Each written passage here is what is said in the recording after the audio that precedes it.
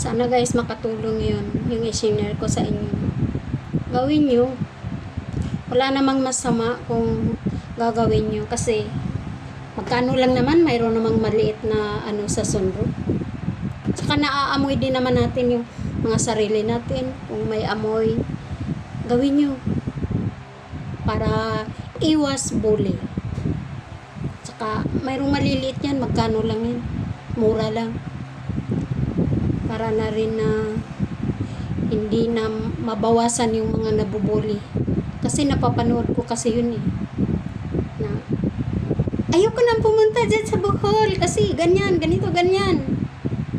Makapanghusga naman. Pero alam nyo guys, kahit na sana may naaamoy tayo, hindi dapat ganun ang gawin natin sa kapwa. Tiisin na lang kung may naaamoy, wag yung nang bubuli ka, wag mong ipapahiya ang tao. Dahil may kasabihan, kung ayaw mong mangyari sa'yo, wag mo rin gawin sa kapwa mo. Dahil kahit kailan, walang taong perfect. Lahat tayo nagkakamali, lahat tayo may sa sarili, kapansanan. Saka wag tayo magbuhat sa sarili nating upuan. Hindi maganda yun.